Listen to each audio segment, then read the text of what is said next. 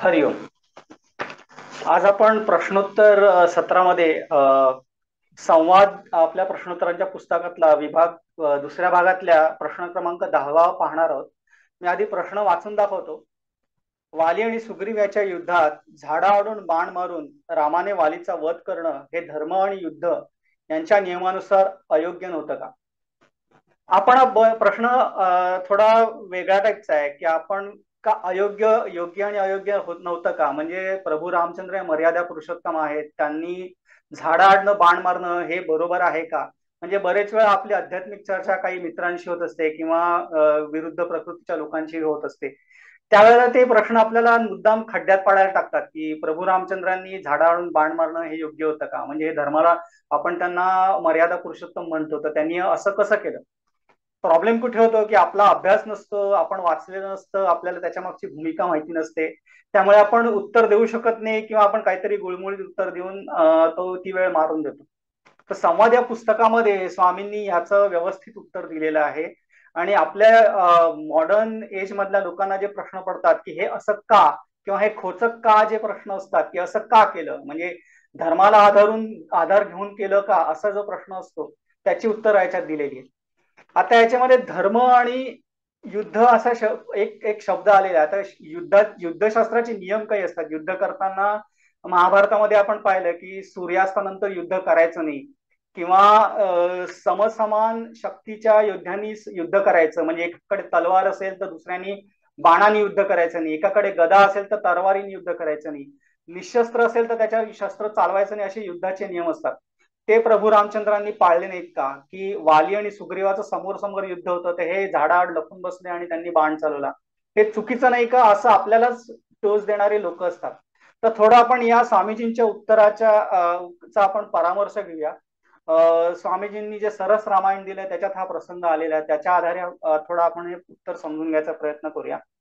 थोडं आपण वानर युद्ध जे सुग्रीव आणि वालीचं झालं ते समजून घ्यायचा प्रयत्न करूया. तर रामायणामध्ये अरण्यकांडाचा समारोप जो होतो तो शबरी भेटीने होतो. प्रभू रामचंद्र शबरीला भेटतात, तिथे शबरी श्रीरामानं बोरं अर्पण करते, तो प्रसंग झालेला आहे. त्याच्यानंतर प्रभू शबरीला विचारतात की सीता मातेबद्दल काही माहिती आहे का? तर शबरी त्यावर त्यांना असं सांगते की पंपा सरोवराच्या इथे जाल तर सुग्रीवाशी तुमची मैत्री होईल आणि सुग्रीव तुम्हाला योग्य ती माहिती देऊ शकेल, असं ती त्यांना गायडन्स देते. आणि एवढं पण म्हणते की तुम्हाला माहिती आहेच, पण तुम्ही हे माझ्याकडनं वदवून घेता. इथे अरण्यकांडाचा समारोप होतो आणि किष्किंधा कांड सुरू होतो. तर किष्किंधा नगरी ही वाली किंवा वानरांची नगरी असते, तिथे त्याच्याशी संबंधित म्हणून किष्किंधा कांड आलेले आहे.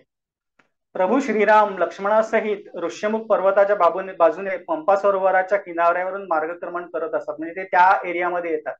तर होतं असं की ऋष्यमुख पर्वतावर सुग्रीव आणि त्याचे सहचर जे 4 त्याचे मंत्री असतात ते वास्तव्य करून असतात. सुग्रीव ह्या तरुण बलशाली वीर योद्ध्यांना पाहतो, म्हणजे प्रभू श्रीराम आणि लक्ष्मणाला पाहतो. हे तेजस्वी वीर पाहून त्याच्या मनात भीती उत्पन्न होते की वालीने आपल्याला मारण्यासाठी किंवा आपलं परिपत्य करण्यासाठी या दोघांना पाठवलंय का?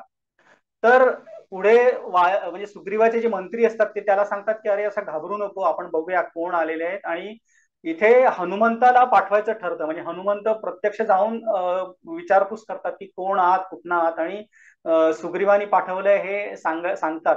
म्हणजे इथे या ठिकाणी हनुमंत रामायणात प्रवेश करतात. स्वामीजींनी हनुमंत ही रामप्राप्तीची कळ आहे असे सरस रामायणात नमूद केलेले आहे. म्हणजे भक्तीचे नियोगे मानव निश्चय पावती ईश्वर तत्व, म्हणजे हनुमंतासारखी भक्ती असेल तर आपल्याला ईश्वर तत्वाचा साक्षात्कार नक्की होऊ शकतो.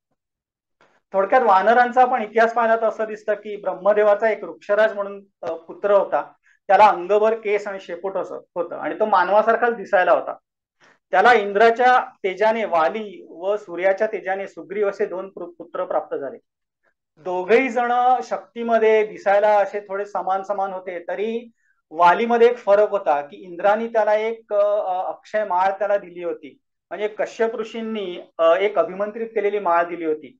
म्हणजे वृत्रासुराचा वध करायला ती माळ इंद्राला मिळाली होती आणि इंद्राने आपल्या मानसपुत्राला म्हणजे वालीला ती माळ दिली होती. त्या माळेचं वैशिष्ट्य असं होतं की अन्न पाण्याशिवाय राहून 100 वर्ष जरी त्या योद्ध्यांनी युद्ध केलं तरी त्याची दमणूक होणार नाही, पराभूत होणार नाही. याच्यामुळे वाली थोडा वरचढ झाला होता. मोठा भाऊ तो होताच, पण वरचढ झाला होता. आता आपल्याला समजून घ्यायला लागेल की या दोघा भावांमध्ये वैमनस्य का आलं. तर यथावकाश वृक्षराज यांचं निधन झालं आणि वालीला राज्याभिषेक झाला. अतिशय पराक्रमी जरी असला आणि अभिमंत्री माळेच्या प्रभावाने तो काय म्हणतात ना अजेय झाला असला, म्हणजे कोणी त्याला जिंकू शकत नव्हतं. आणि त्याच्यामध्ये काइंड ऑफ ती लाईफलाईन होती की 100 वर्ष तो विदाऊट अन्न पाणी लढू शकेल आणि त्याला काही होणार नाही, म्हणजे थकणार नाही वगैरे वगैरे. असं जरी असलं तरी याला आपल्या बळाचा गर्व झाला होता आणि शीघ्रकोपी होता, संतापी होता. वालीला आव्हान दिलं आणि त्या काळी असं होतं की एक वीर जो असेल तो आपली सुपेरियरिटी प्रूव्ह करायला दुसऱ्या वीराला आव्हान द्यायचा आणि त्यांच्यामध्ये युद्ध व्हायचं आणि सुपेरियर कोण हे ठरायचं. तर वालीला आव्हान द्यायला रावण आलेला. तर तुम्हाला माहितीये रावणाचं काय केलं होतं की वाली तेव्हा संध्या करत होता. तर वालीने रावणाला आपल्या मांडीखाली दाबून धरलं आणि नंतर अंगदाच्या पाण्यावर खेळणं म्हणून लावून ठेवलं आणि मग सोडून दिलं त्याला की बाबा आपलं सामर्थ्य त्याला दाखवलेलं आहे. तसंच एक दुदुंबी नावाचा राक्षस होता, त्याला पण वालीशी युद्ध करायला पाठवलं होतं. त्याचा वध वालीने केला आणि त्याचं शव त्यांनी लाथेने उडवलं. ते ऋष्यमुख पर्वतावर जाऊन पडलं. आता सुग्रीव ऋष्यमुख पर्वतावर का राहत होता की सुग्रीवाला तिथे इम्युनिटी होती. इम्युनिटी का आली की ऋष्यमुख पर्वतावर मतंग ऋषी म्हणून राहत होते. ते शव त्यांच्या आश्रमात जाऊन पडलं, त्यामुळे ते ऋषी संतापले आणि त्यांनी वालीला शाप दिला की तू उन्मत्त होऊन असे उद्योग करतोयस, तर तू ऋष्यमुख पर्वतावर जर पाय ठेवशील तर प्राणाला मुकशील. आता त्यामुळे सुग्रीवाच्या मागे वाली लागला आणि शेवटी ऋष्यमुख पर्वतावर येऊन राहिला. पुढे दुदुंबीचा मुलगा मय यांनी वालीला युद्धाचं आव्हान दिलं, म्हणजे थोडक्यात रिव्हेंज घेण्यासाठी. पण वाली आणि सुग्रीव त्यावेळेला त्याला सामोरे गेले, म्हणजे दोघेही भाऊ मिळून त्यावेळेला त्यांच्यामध्ये वितुष्ट नव्हतं आणि त्या मयाला सामोरे गेले. मय घाबरून पळत सुटला आणि एका गुहेमध्ये शिरला. तर त्याचं टॅक्टिक काय होतं की गुहेत अनेक राक्षस लपले होते आणि वाली त्यांच्या मागे गुहेमध्ये शिरला आणि त्यांनी सुग्रीवाला सांगितलं की तू माझ्या मागे येऊ नकोय, ते गुहेच्या बाहेर थांब, यांचं पारिपत्य करून येतो. आतमध्ये राक्षसांची संख्या एवढी होती, सुग्रीवाला बाहेर थांबून जवळपास 15 महिने झाले. आणि मग काय करायचं, तर एक दिवस असं झालं की अचानक मोठमोठ्या आरोळ्या आणि रक्ताचे पाठ वाहत त्या गुहेतनं बाहेर आले. असं वाटलं की वारली पराभूत झाल्या, त्याची हत्या झालीये. आणि त्याच वेळेला लोमश म्हणजे सुग्रीव म्हणाला मी आता आज जातो. तर तिथे लोमश ऋषी आले आणि ते म्हणाले की अरे तू आज जाऊ नको, तुमच्या किष्किंधा नगरीला गंधर्वांनी वेढा दिलाय, तू तिकडे जा. सुग्रीवानी त्या गुहेचं तोंड बंद केलं आणि तो राज्यात परत आला. त्यांनी गंधर्वांचं पारिपत्य केलं आणि सर्वसंमतीने सुग्रीवाचा राज्याभिषेक झाला. पुढे यथावकाश वाली आपलं युद्ध आटपून परत आला आणि सुग्रीवाचा राज्याभिषेक झालेला पाहून अतिशय संतापला की अरे मी एवढा केपेबल असताना दुसऱ्या व्यक्तीला राज्याभिषेक झाला कसा. म्हणजे तिथे नित्य विवेकाचा सोडून गेला, संतापाच्या आहारी गेला. त्याचे जे मंत्री होते, 4 मंत्री नळ नीळ सुषेण जे कोणी होते, त्यांनी त्याला समजवायचा प्रयत्न केला. त्याची धर्मपत्नी तारा तिनेच त्याला सांगायचा प्रयत्न केला असं नाहीये, तुमच्या ऍब्सेन्स मध्ये हे घडण्यात आलेलं आहे. पण त्यांनी असं समज करून घेतला की सुग्रीवानी कपट कारस्थान करून माझ्याकडनं राज्य बळकावलं आणि तिथून वालीकडून सुग्रीवाशी वैर चालू झालं. मग असं व्हायचं की सुग्रीव एका ठिकाणी लपायचा, वालीचा शोध घ्यायचा, सुग्रीव परत दुसरीकडे जायचा. असं होत होत नारद मुनींनी त्याला सांगितलं की बाबा तू ऋष्यमुख पर्वतावर जा, तिथे वाली येऊ शकणार नाही, तर तिथे तू राहा. हे सगळं राज्याभिषेक वगैरे त्यांनी करून घेतला. आणि त्यांनी अजून एक गोष्ट केली की सुग्रीवाच्या पत्नीचं अपहरण केलं. हे अधर्माचरण त्याच्याकडनं घडलं, म्हणजे मदमस्त झाला होता, म्हणजे संतापला होता आणि हे अधर्माचरण पण त्यांनी केलं. पुढे ऋष्यमुख पर्वतावर प्रभू रामचंद्रांचं आणि लक्ष्मणांचं आगमन होतं, हनुमंताची भेट होते. अतिशय हृदय आणि विलवनीय प्रसंग आहेत. हनुमंत प्रभूंना सुग्रीवाच्या भेटीस घेऊन जातो. सुग्रीव हनुमंत म्हणजे सुग्रीव आणि हनुमंत प्रभूंचं आदरातिथ्य करतात. सुग्रीव सीतामातेचं उत्तरीय वस्त्र आणि दागिने ठेवतात. आणि आता असं होतं की दुदुंबीच राक्षसाचं शिर प्रभूंना दाखवतात, तर ते प्रभू आपल्या डाव्या पायाच्या अंगठ्याने उडवून लावतात. तिथेच सुग्रीवाला प्रभू रामचंद्रांचं बळ किती आहे ते लक्षात येतं. तरी पण विश्वास वाटावा म्हणून प्रभू रामचंद्र एका बाणाने 7 सालवृक्ष छेदून दाखवतात आणि एका पर्वतावर तो बाण टाकतात. त्या पर्वताचा विध्वंस करून तो बाण परत येतो. आता सुग्रीवाचा पूर्ण विश्वास बसतो की हे प्रत्यक्ष ईश्वरच आहेत आणि हे सामर्थ्य कुठल्याही मानवाकडे ईश्वराशिवाय असणार नाही. तेव्हापासून श्री रामरक्षेत सुग्रीवेशा कटिपातू हा शब्द आलेला आहे, म्हणजे सुग्रीवाचा ईश जो प्रभू रामचंद्र अशा संदर्भाने तो शब्द आलेला आहे. पुढे जो वालीवधाचा म्हणजे प्रभू रामचंद्र सुग्रीवाकडनं सगळी परिस्थिती समजावून घेतात की त्याचं राज्य गेलेलं आहे, पत्नीचं अपहरण झालेलं आहे आणि आता युद्ध करण्याशिवाय पर्याय नाही, कारण सामंजस्याचे मार्ग राहिलेले नाही वाली समोर. त्यात अशा अनेक धारणा प्रगट होतात की प्रभू रामचंद्र सुग्रीवाला पुढे करून युद्ध का करतात की तो सुग्रीवा जर वालीला पराभूत करायचं असेल तर त्याला स्वतःच लढावं लागेल. तिथे काही श्री रामचंद्र जाऊन वालीला हिशोब मागणार नाहीत किंवा त्याचा वध करणार नाहीत. जे युद्ध होईल त्याच्यात परमेश्वर प्रभू रामचंद्र सहाय्यभूत होतील. भगवान कौरव पांडव युद्धात पण भगवान श्रीकृष्णाने स्वतः युद्ध केल्याने अर्जुनाचे सारथी म्हणून राहिले. हीच भूमिका प्रभू श्री रामचंद्रांनी प्रगट केलेली आहे. दुसरा भाग असा की वाली समोरासमोर युद्ध करण्यात त्याला पराजित करणं अशक्य होतं. त्यामुळे सुग्रीवाने समोरासमोर युद्ध करणं व प्रभूंनी झाडाआडून त्याला सहाय्य करणं हाच पर्याय होता. पुढे सुग्रीव वालीला, आता सुग्रीवाला श्रीरामचंद्रांचं बॅकिंग मिळालेलं आहे आणि सुग्रीव वालीला युद्धाचं आव्हान द्यायला जातो. म्हणजे त्याच्या महालाबाहेर जाऊन गर्जना करतो आणि युद्धाला निघणार वाली तेवढ्यात त्याची पत्नी त्याला सांगते की आता सुग्रीव परत आलेला आहे, म्हणजे नक्की त्याला काहीतरी बॅकिंग मिळालेलं आहे, त्याच्या जोरावर हा आपल्याला परत युद्धाला ललकारते. प्रभू रामचंद्र प्रत्यक्ष सुग्रीवाच्या बाजूनी आहेत तरी वालीनी युद्धात जाऊ नये. त्याच्यावर म्हणजे वाली अशी मखलाशी करतो की प्रभू रामचंद्र प्रत्यक्ष ईश्वरच आहेत. म्हणजे त्याला माहिती असतं की हे ईश्वराचे अवतार आहेत आणि ईश्वर सर्व घटनांपासून मधून अलिप्त असतो, म्हणजे तो कशात भाग घेत नाही. त्यामुळे आता ते युद्धात प्रत्यक्ष प्रभू रामचंद्र लढायला उभे राहणार नाहीत आणि त्याचं सामर्थ्य म्हणजे वालीचं सामर्थ्य तिला माहितीच आहे, म्हणजे जय आपलाच होणार आहे. प्रभू श्रीराम काही युद्ध करणार नाहीत. आता इकडे दुसरी गंमत होते की सुग्रीव पण प्रभूंसमोर आपलं ज्ञान प्रगट करतो, की असं ज्ञान पाजळतो की तो प्रभूंचं स्तवन करतो आणि आपण ज्ञानी झालो या भावात मला सगळीकडे ब्रह्मच दिसतंय, आता मला मित्र कुठे आहेत आणि शत्रू कुठे आहेत, सगळीकडे मला समत्व दिसतंय. जोवर जीवाला मायेचा आवरण आहे तो पण गुणांचं वर्चस्व वगैरे वगैरे काय काय तो ज्ञान पाजळतो. म्हणजे बेसिकली ज्ञानाचा अहंकार जो म्हणतात ना, की शरणागती नाही झाली त्याची अजून, पण ज्ञानाचा अहंकार झालेला आहे की मला ज्ञान झालंय, सगळीकडे ब्रह्म आहे, पण ते शाब्दिक ज्ञान असतं. तर प्रभू तिथे नुसतं मंद हास्य करतात आणि म्हणतात की बघूया, म्हणजे असं अशा प्रकारचं हास्य करतात.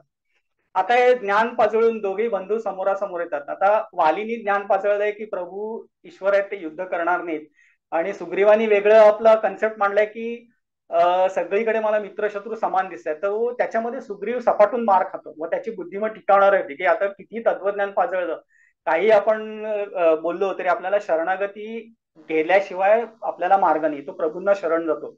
त्यावर त्याला प्रभू असं सांगतात, प्रभू श्रीरामचंद्र असं सांगतात की मी तुला एक गजपुष्पाची माळ तुझ्या गळ्यात घालतो, म्हणजे मला ओळखायला सोपं पडेल की कोणावर बाण चालवायचं आणि त्या एका बाणाने मी वालीचा वध करीन. त्याप्रमाणे सुग्रीव परत वालीला ललकारायला जातो. म्हणजे पूर्वी युद्धाला असं ललकारायचे की बाबा मी तुला चॅलेंज करतो की बाबा माझ्याशी युद्ध कर, आपण ठरवूया कोण सुपिरियर आहे. इथे बघायचं झालं तर सुग्रीवाच्या भूमिकेत पालट झालेला आहे, पण वालीच्या भूमिकेत अजून पालट झालेला नाहीये. ज्ञानाचा बळाचा अभिमान घेऊन जर युद्धात उतराल तर तुम्ही पराभूत व्हाल आणि सगुण ईश्वराला शरणागत होऊन रामभक्त म्हणून तुम्ही उभे राहाल तर परमेश्वराचं सहाय्य आणि सामर्थ्य तुमच्या पाठीशी उभं राहील, असा संदेश तुम्हाला दिलेला आहे. असा संदेश भगवंत देतात. आता मागचं युद्ध झालेलं आहे आणि थोडा आता म्हणजे असं वाटतं की आता सपाटून मार खाल्लाय तर आता थोड्या महिन्यांनी परत येईल. तर लगेच सुग्रीव परत आलेला तर म्हणजे सुग्रीवाची वालीची पत्नी तारा आणि वालीला असं आश्चर्य वाटते की अरे लगेच कसा परत आला, म्हणजे काय झालं लगेच परत आला. तर त्यांना सुग्रीवाच्या गळ्यातली ती गजपुष्पांची माळ दिसते आणि तिला लगेच लक्षात येतं की प्रभूंनी अप्रत्यक्षरित्या कोण जिंकणार ही माळ सुग्रीवाच्या गळ्यात घालून इंडिकेट केलेला आहे, म्हणजे तो मेसेज दिलेला आहे. आता इथे म्हटलं ना की लपून बाण मारला, तर प्रभूंनी आधीच इंडिकेशन दिलेलं आहे की या युद्धामध्ये सुग्रीव जिंकणार आहे, तू फुकट प्रयत्न करू नको, म्हणजे अहंकारापायी उगाच लढायच्या भानगडीत पडू नको. तर ती वालीला असं सांगते की प्रभूंना शरण जा, म्हणजे त्याच्यात सगळ्यांचं कल्याण आहे, म्हणजे सुग्रीवाच्या हिश्श्याचं राज्य त्याला द्या, त्याच्याशी जो अन्याय झालेला आहे तो तुम्ही मिटवा. प्रभू श्रीरामचंद्र हे बलशाली आहेत, त्यांना शरण जाऊन आपलं कल्याण करून जा. पण नाही, आता सुग्रीवाला आपल्या बळाचा एवढा अभिमान झालेला असतो की तो आपल्या पत्नीला सांगतो की ईश्वर युद्धात पडत नसतो, मी तुला सांगितलंय परत तेच सांगतो आणि माझा पराक्रम तुला माहिती आहे. म्हणजे एवढा अभिमान झाला असतो तो तरी पण तेच एम्फसाइज करतो की मी आता जिंकून परत येणार. त्यावरती म्हणते की ईश्वर आहे जो शरणागताचं रक्षण करतो, तर त्याच्यावर पण वालीचं एक जस्टिफिकेशन असतं. म्हणजे अधर्मी माणूस कसं जस्टिफिकेशन वन लेवल झाल्यावर दुसरं त्याला काउंटरॅक्ट केलं तर दुसरं जस्टिफिकेशन देतो की प्रभूंच्या हातून मला मृत्यू आला तर मी मोक्षाला जाईन, मग माझं कल्याणच होईल. इथे पण वाली आपल्या माझं या अहंकारापायी संकुचित विचार करतो, प्रभूंना शरण जात नाही आणि युद्धाला निघतो. प्रसंगोपात वालीचं आणि सुग्रीवाचं युद्ध होतं. त्याच्यात सुग्रीवाला परत वाली वरचढ ठरू लागतो. तर एका प्रसंगात जेव्हा सुग्रीवावर वाली उडी मारतो तेव्हा प्रभू एक बाण सोडतात आणि वालीच्या छातीचा वेध घेतात. वाली विद्ध होतो आणि पडतो. ते पाहून सगळेजण जमा होतात, म्हणजे जे वानरवीर तिथे असतात ते सगळे जमा होतात. प्रभू श्री रामचंद्र पण वालीच्या जवळ येतात. तेव्हा पाहून वाली त्यांना म्हणतो की अंतसमयी मी तुमच्या दर्शनाने धन्य झाले. म्हणजे वाल्मिकी रामायणात बऱ्याच असे श्लोक आहेत की वाली प्रभू रामचंद्रांना म्हणतो की तुम्ही क्षत्रिय आहात, असं अधर्म कसं करता. बरेच म्हणजे ते डिस्क्रिप्टिव्ह आहे, ते मी सगळे ते सांगत नाही. तर शेवटी तो असं म्हणतो की तरी माझा एक प्रश्न आहे की आपण लपून मला बाण का मारला. म्हणजे का हा थोडा असा ट्विस्टेड शब्द आहे की बाबा तुम्ही एवढे धर्मानी चालणारे, धर्मानी वागणारे क्षत्रिय आहात, मर्यादा पुरुषोत्तम आहात, तर तुम्ही तुमच्या मर्यादेचं उल्लंघन कसं केलं, मला बाण का मारणार. दोघांच्या युद्धात तिसऱ्याने पडायचा नाही हा नियम तुम्ही का पाळला नाही. त्यावर प्रभू त्याला सांगतात की मी लपलो होतो का तुला पाहायचं नव्हतं. म्हणजे मी लपलो होतो हे तुला माहिती होतं, म्हणजे माहिती असून तुला पाहायचं नव्हतं हा भाग आहे की तुला पाहायचंच नव्हतं की मी आहे. म्हणजे दुसरं त्याला प्रभूंनी इंडिकेशन दिलं होतं की सुग्रीवाच्या गळ्यात त्यांनी विजयश्रीची माळा घातली होती की मी सुग्रीवाच्या बाजूनी आहे, मी सुग्रीवाचा मित्र आहे, मी त्याला विजयी करणारच, विजय त्याचा आहे, हे तुला माहिती असून तू हे पाहायचं नाही असं ठरवलं होतंस का. आणि दुसरं असं की पशूंना मारण्यासाठी माणसांचे नियम लागू होत नाहीत. हे उत्तर ऐकल्यावर वालीला झटकन लक्षात येतं की त्याच्या अनुपस्थितीत जेव्हा सुग्रीवाचा राज्याभिषेक झाला आणि त्याने सुग्रीवाशी वैरभाव बाळगला त्याच्यातनं आणि त्याच्या पत्नीचे हरण करून त्यांनी पशुतुल्य वर्तन केलंय. जरी त्याच्याबरोबर त्याचं राज्य सुग्रीवाला दिलं गेलं होतं, त्यांनी सुग्रीवाच्या पत्नीचं हरण केलं म्हणजे अपहरण केलं, हे अधर्माचरण त्यांनी केलं होतं. म्हणजे आपल्या शक्तीच्या बळावर त्यांनी अधर्म केला होता आणि पशुतुल्य वागणूक त्यांनी केली होती. त्याबद्दल प्रभू श्रीरामचंद्रांनी त्याला ही दंड दिलेला, ही शिक्षा दिलेली आहे. हे त्याच्या पटकन लक्षात आलं. म्हणजे जेवढं तो धर्माचं रॅपिंग करून श्रीरामचंद्रांना क्वेश्चन करत होता, ते प्रभू श्रीरामचंद्र पूर्ण टार्निश करून टाकतात की बाबा तू अधर्मी आहेस, स्वतः अधर्माने वागतोयस, म्हणजे आम्हाला धर्माचं उदाहरण देतो ते बरोबर नाही, तू अधर्मी आहेस आणि तुझा धर्मानेच आम्ही नाश केलेला आहे. हे त्याच्यात प्रभू श्रीरामचं सांगून सांगून जातात. तुला पाहायचंच नव्हतं. या प्रभूंच्या प्रतिप्रश्नात असा संदेश दिला जातो किंवा जेव्हा एखाद्याला चुकीचं वर्तन करायचं असतं तेव्हा त्याच्यावर त्याला काहीतरी आवरण घालायला लागतं. म्हणजे आपल्याला अंतःकरणाला टोचणी लागते त्या व्यक्तीचा, त्याला देवाची अडचण होते. तेव्हा त्या चुकीच्या समर्थनासाठी ती व्यक्ती देवाकडे लक्ष देत नाही किंवा अहंकाराच्या जोरावर हवं ते करते. मग असं होतं की राजकारणी लोक किंवा जे गुंड लोक असतात ते आपल्याला मध्ये मध्ये अशा बातम्या येतात की 10 तोळ्याचा हार अर्पण केला, लाखो रुपये अर्पण केले.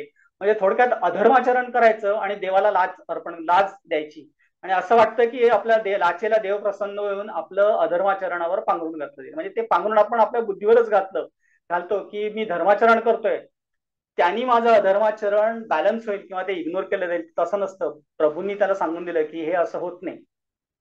अहंकाराच्या जोरावर ती व्यक्ती आपल्याला हवं ते करते. सुग्रीवाच्या गळ्यातल्या माळेच्या रूपाने मी प्रगटच होतो. म्हणजे जेव्हा युद्ध चालू होतं सुग्रीवाच्या गळ्यात जी माळ होती ती प्रभूंनी घातली होती. ती माळ म्हणजे प्रभू रामचंद्रांनी त्याला दिलेलं विजयशीचं आश्वासनच होतं. एवढं तुला समोर दिसत असून तू इग्नोर केलंस आणि युद्ध लढलास. वालिबच्या पत्नीने तारा, तिने पण त्याला तेच सांगितलं होतं की तुम्ही युद्ध करू नका. ईश्वर तत्वरूपाने जरी अलिप्त असला तरी तो सगुण रूपाने शरणागत वत्सल असतो. म्हणजे सुग्रीव हा शरणागत झालेला आहे, त्याच्या बाजूने ईश्वर लढणार आहे. यावर वालीला आपल्या वागणुकीचा पश्चाताप होतो व प्रभूंनी जो दंड दिला तो योग्य आहे तो मानून तो शरणागत होतो. इथे वालीच्या भूमिकेत एकदम ट्रान्सफॉर्मेशन होतं. तो अहंकारी, आपल्या बलाचं त्याला अहंकार झालेला आहे तिथे त्याला लक्षात येतं की ईश्वरापुढे आपलं बळ अतिशय निग्लिजिबल आहे आणि तो आपल्या धर्मानी आचरण करून मी प्रभूंनी आपल्याला बाण चालवलेला दंड दिलेला आहे आणि तो रडायला लागतो. प्रभू त्यावर त्याला जवळ घेतात आणि त्याला असं सांगतात की तुझी जर इच्छा असेल, म्हणजे प्रभूंना करुणा येते त्याची की त्याला पश्चाताप झालेला आहे, तुझी जर इच्छा असेल तर मी तुला चांगलं जीवन देऊ शकतो. त्यावर वाली त्याला म्हणतो की आपण मला चांगलं जीवन द्याल पण इतकं चांगलं मरण मला पुन्हा येणार नाही. म्हणून हा एक उदात्त भाव त्याच्या मनात निर्माण होतो. आता आज आपण भगवद्गीतेचा स्वामींचं विवरण बघितलं, त्याच्यामध्ये अपिचेत दुराचारो भजते माम अनन्य भाग हा श्लोक स्वामींचं विवरण त्याच्यावर आपण पाहिलं की इथे जे वालीचं ट्रान्सफॉर्मेशन झालंय की अतिशय दुराचारी आहे पण अनन्य तो भावानी प्रभूंना शरण आलेला आहे. तिथे मग त्याला त्याचं अंतःकरण भाव ट्रान्सफॉर्मेशन झालेलं पाहून प्रभू त्याला आश्वस्त करतात की तुला चांगलं जीवन देऊ शकतो. पण त्याचा भाव असा असतो की मला प्रभूंनी आपल्याला जवळ घेतलेलं आहे, मला तिथे मरण येतंय, ते मी स्वीकारणार आहे. आणि तो सांगतो की आपल्या पुत्राचा सेवक म्हणून प्रभूंना सांगतो की मी स्वीकार व्हावा अशी इच्छा प्रकट करतो. अर्थात प्रभू अंगदाला आपल्या सेवेत घेतात. सुग्रीवाला किष्किंध्या राज्याचं ग्रहण करायला सांगतो, की पत्नीला पण सांगतो की तू आता महापतिव्रता आहेस, तू मला कल्याणाचा मार्ग सांगितला पण मला तो लक्षात आला नाही, तर मी आता रामाला शरण आलोय, तू तू पण तसंच रामाला शरण ये आणि आपला उद्धार करून दे. पुढे तो प्रभूंकडे वळतो आणि म्हणतो की आपल्या कुशीत राहून मी जगाचा निरोप घेत आहे, यापेक्षा चांगली घटका कोणती असणार आहे. असे म्हणून प्रभू त्याच्याकडे पाहत असताना, तो रामाकडे पाहत असताना राम राम म्हणत मुक्त होतो. म्हणजे इथे भगवान श्रीकृष्ण भगवद्गीतेमध्ये अपिशेत्सु दुराचारो जे श्लोक सांगतात, त्याचं प्रत्यक्ष उदाहरण इथे घडलेले भगवंत आपल्याला दाखवत आहेत की अतिशय दुराचारी असून त्यांनी दंड स्वीकारला, त्याला आपली काय चूक झाली ती कळली, ईश्वर शरण झाला आणि त्याच्यातनं त्याचा उद्धार झाला. या प्रश्नोत्तराचा समारोप करताना असं लक्षात येतं की अधर्माने वागणारे लोक आपल्या वागण्याला धर्माचा मुलामा द्यायचा प्रयत्न करतात व दंड मिळाला की त्यावेळी त्यांचे प्रश्न सुरू होतात की हे धर्माला धरून आहे का. म्हणजे प्रत्यक्ष ईश्वराला ते प्रश्न करतात की तुम्ही जे करतात ते धर्माला धरून आहे का, पण स्वतः जे अधर्माने वागतात ते त्यांना दिसत नाही व त्याच्यावर ते जस्टिफिकेशन करतात. महाभारतात सुद्धा कर्ण वधाच्या वेळेला म्हणजे कर्णाचं रथाचं चाक जमिनीत धसतं आणि भगवंत अर्जुनाला सांगतात की आता तू कर्णाचा वध कर, तेव्हा सुद्धा त्याला धर्म आठवतो. म्हणजे हे धर्माला धरू नये का हा प्रश्न तिथे सुद्धा येतो. तेव्हा भगवंत त्याला त्याच्या कृत्याची आठवण करून देतात की अभिमन्यूचा वध झाला, अभिमन्यूला तुम्ही मारलं तेव्हा ते अधर्माने मारलं आणि इतर प्रसंगी पण तुम्ही अधर्म केला होता तेव्हा तुम्हाला धर्म आठवला नाही, जेव्हा तुमच्या स्वतःवर आलं तेव्हा तुम्ही धर्माची आठवण करून देताय. परित्राणाय साधूनाम विनाशायच दुष्कृताम धर्म संस्थापनार्थाय संभवामी युगे युगे आणि अपिचेत्सु दुराचारो, हे ब्रीत प्रभू श्रीरामचंद्र आणि भगवान श्रीकृष्ण यांच्या चरित्र प्रसंगातून ठाई ठाई आपल्याला दिसून येतं. आजच्या भगवद्गीता नित्यपाठात पण आपण ते अपिचेत्सु दुराचार या श्लोकातून ते पाहिलेलं आहे. अशा प्रकारे आजच्या प्रश्नोत्तरांमध्ये आपण भगवान प्रभू रामचंद्रांनी वालीचा वध झाडाच्या आडून का केला, धर्म आणि युद्ध याच्या नियमांना धरून योग्य अयोग्य होतं का, तर ते योग्यच होतं. अधर्माचा नाश करायला ते दंडनीय कृत्य होतं, त्याच्यासाठी प्रभू रामचंद्रांनी ते कार्य केलं, असं त्याचं आपल्याला थोडक्यात उत्तर समजून येतं. आणि आता आज जो केलेला स्वाध्याय आहे तो मी स्वामींच्या चरणी अर्पण करतो. श्रीराम.